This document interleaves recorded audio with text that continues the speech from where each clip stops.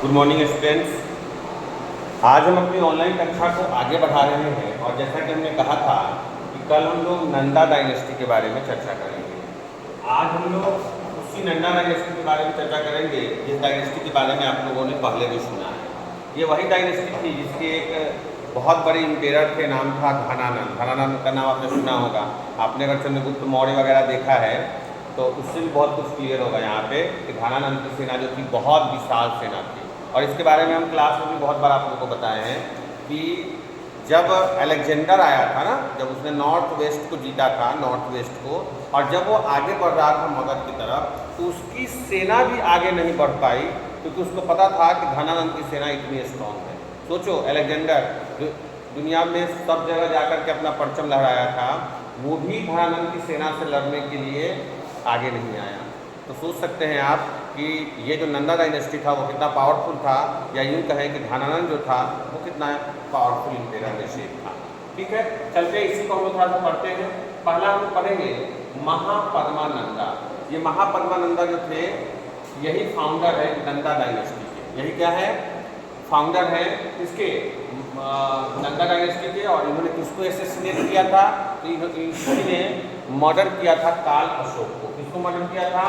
काल अशोक को मर्डर करके, और यही बने थे नंदा डायनेस्टी के रूलर। चलते हैं, शुरू करते हैं। He is called the first historical emperor of India. Bharat के इतिहास के सबसे बड़े हिस्टोरिकल इम्पेरर के रूप में इन्हें ही जाना जाता था। क्योंकि इससे पहले जब भी हम मगध के बारे में पढ़ते हैं तो हमारे पास पर्याप्त क्या नहीं हो पाता है, तो पर्याप्त संसाधन नहीं हो पाता है। लेकिन नंदा डायनेस्टी में, खास करके महापद्मानंदा में, बहुत कुछ चीज़ें थी जो कि काफ़ी रिच हुआ करती थी, काफ़ी प्रोस्पेरस हुआ करती थी। इसलिए इन्हें पहला इम्पेरर कहा गया। इससे पहले भी इम्पेरर थे लेकिन इतिहासकारों ने उसे जगह नहीं दी, इसको जगह दिया गया है, इसलिए इसको हिस्टोरिकल इम्पेरर कहा गया है। कि मर्डर काल अशोका, जैसा कि हमने कहा है, इसने काल अशोका को मार करके राजा बना था। ये ठीक है ना। महापद्मानंदा जो था ये काल अशोका जो कि लास्ट रूलर था किसका? शिशुनाग डायनेस्टी का, उसको मार करके ये बना था। ही एडेड कलिंगा। पता है आपको कलिंगा? कलिंगा कहाँ पे है? तो कलिंगा एक जगह है ओडिशा में। कलिंगा कहाँ है? ओडिशा में। इन्होंने क्या किया कि कलिंगा वार के बारे में आप लोग आगे पढ़ेंगे, जब हम लोग अशोक के बारे में पढ़ेंगे ना, तो वहाँ हम लोग कलिंगा वार के बारे में पढ़ेंगे, बैटल ऑफ कलिंगा क्या था। अभी यहाँ समझिए कि इन्होंने क्या किया, तो कलिंगा को मिला लिया मगध ने and brought an image of Jina as a victory trophy. ठीक है ना। और इन्होंने ट्रॉफी के रूप में किसको लाया? तो जीना का। जीना एक ट्रॉफी होता था जो विक्ट्री ट्रॉफी के नाम से जाना जाता था। अगर आप जीत रहे हैं, अगर आप किसी राज्य को मिला ले रहे हैं अपने में, तो आपको जिन्ना का ट्रॉफी मिलेगा, इमेज ऑफ जिन्ना का ट्रॉफी मिलेगा। ठीक है। और इसे विक्ट्री ट्रॉफी कहा जाता है। विक्ट्री का मतलब विजय, विक्ट्री का मतलब विजय। तो विजय ट्रॉफी के रूप में इन्होंने जीना का इमेज लाया था। ठीक है। ये ऑल्सो एक्वायर्ड कोशाला। पता ही आपको कोशाला, ठीक है ना। कल हमने बताया था कि कोशाला देवी से शादी हुआ था। ठीक है ना। तो इन्होंने कोशाला को भी मिला लिया। ये भी एक महाजन पद हुआ करता था। कोशाला भी क्या हुआ करता था? तो ये भी एक महाजन पद है। ये भी क्या है? ये महाजन पद है, तो इसको मिला दिया गया था। आगे से मेंटेन, याद रखिएगा, इनकी जो आर्मी थी बहुत बड़ी आर्मी थी और इसमें लगभग 2 लाख लोग थे। ठीक है ना। 2 लाख लोग, लगभग 60,000 कैवेलरी थी और लगभग 6,000 वार एलिफेंट थे। सोच रहे हो, 6,000 एलिफेंट, ये बहुत बड़ी संख्या है। अगर इतने एलिफेंट होंगी तो सोच लो कितनी बड़ी सेना होगी। वो केवल एलिफेंट 6,000 थे इनके पास। ठीक है। और 60,000 इनके पास सेना थी। और लोग के बारे में बात करें तो 2 लाख से ज़्यादा लोग थे इनके पास जो युद्ध के समय काम आते थे। फिर मदर बिलोंग टू द शूद्र सेक्ट। ऐसा माना जाता है ना कि ये जो महापद्मानंद थे, इनकी जो माँ थी वो किस जाति से आती थी? वो शूद्र जाति से आती थी। ठीक है ना।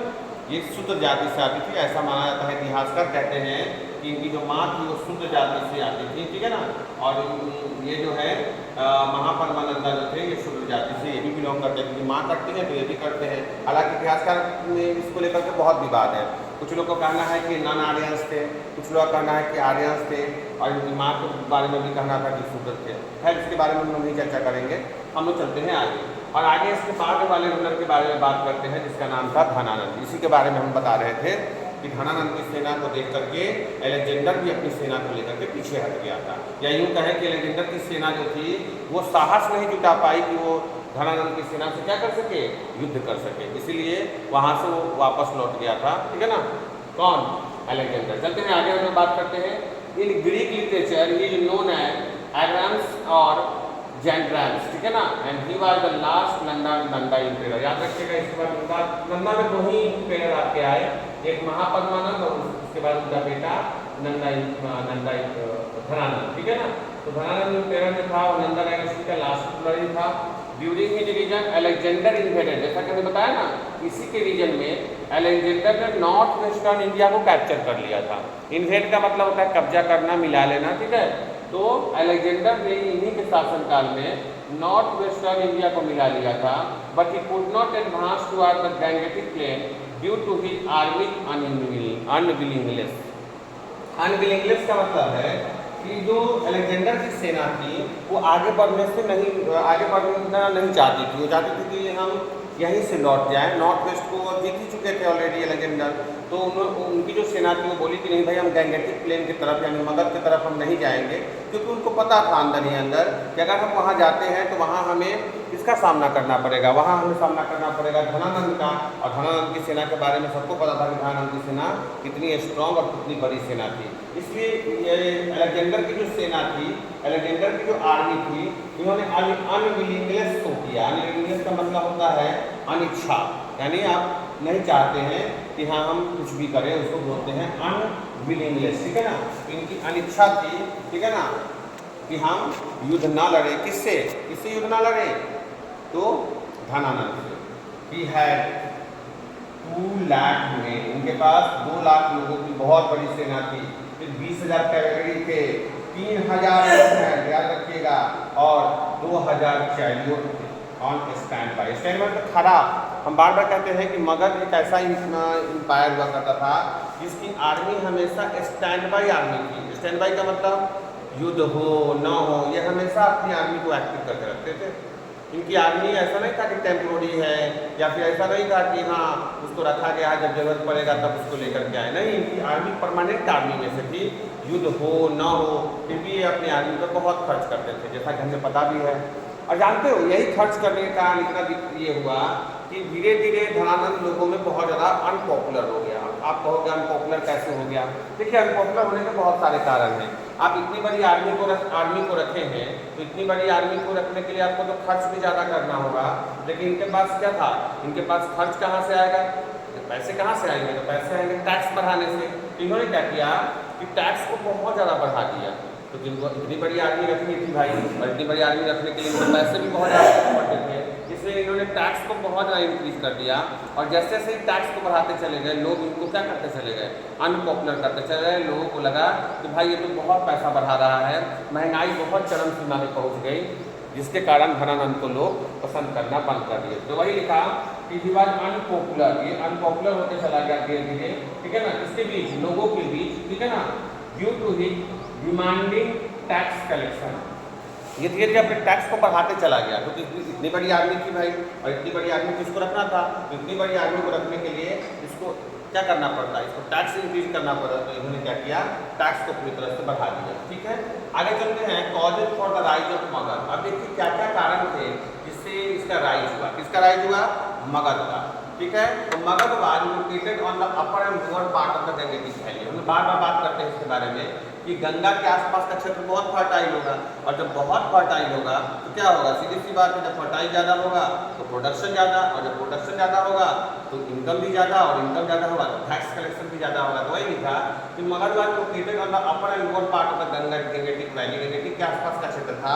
The area had fertile soil, याद रखिएगा, यहाँ पे जो फर्टिलिटी थी सॉइल की वो बहुत ज़्यादा थी, क्योंकि बगल में गंगा थी, उधर से सोन भी थी और चंपा भी थी। ये तीनों नदियाँ थी, चंपा, सोन और गंगा, ये तीनों नदियाँ मगध को चारों तरफ से घेर के रखी हुई थी, जिसके कारण ये इसका जो लैंड था वो काफ़ी क्या था, फर्टाइल था, यानी सॉइल जो था काफ़ी फर्टाइल था।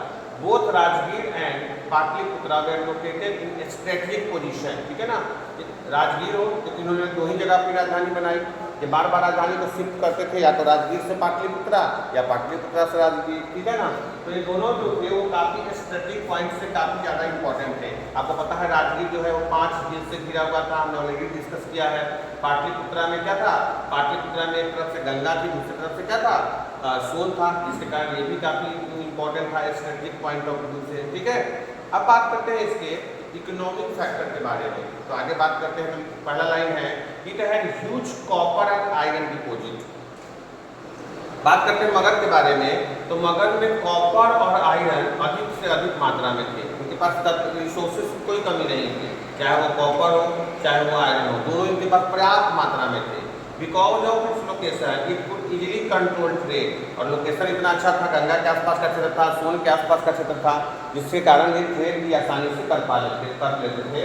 और कॉपर और आयरन इनके पास ह्यूज अमाउंट में था, रिसोर्स की कोई कमी नहीं थी मगध में, ठीक है ना। मगध के पास रिसोर्स की कोई कमी नहीं थी, चाहे वो कॉपर हो आयरन हो। देखो आयरन के आने से बहुत फायदे हुए।